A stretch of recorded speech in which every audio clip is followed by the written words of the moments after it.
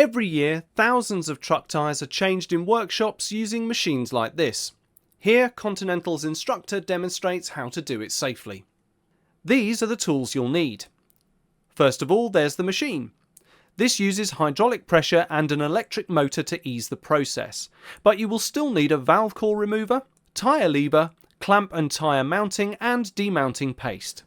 Inspect the machine by checking condition of the cable, level of hydraulic fluid and that everything's working, and ensure the tyre is fully deflated before the demounting process begins.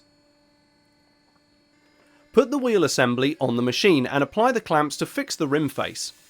Use the roller to break the bead, first on the outside.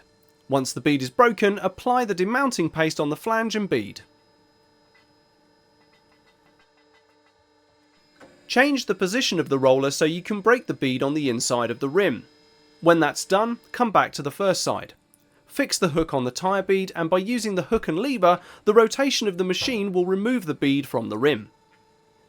When that first bead is removed, apply demounting paste to the inner side of the tyre bead as you rotate the mounting clamps.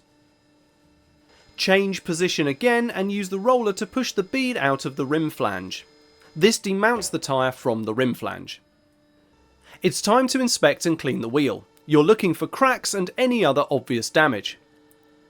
It's always best practice to replace the valve for continued reliability. And use a stud hole gauge to check the wheel's stud holes are still the correct diameter. Check the rim flange with a rim gauge. This is important on alloy wheels because they tend to wear. With part-worn tyres, pay particular attention to the condition of the beads and check to make sure any repairs are sound.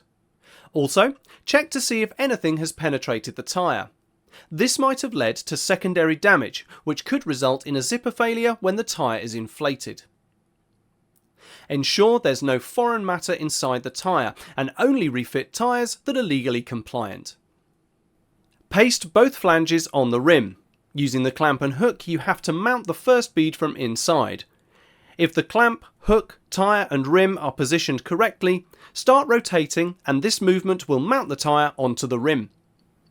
Reposition the hook and clamp, and then it's the same process for the other side of the rim. Then it's time to inflate the tyre. In a workshop, you should always inflate a tyre in an inflation cage.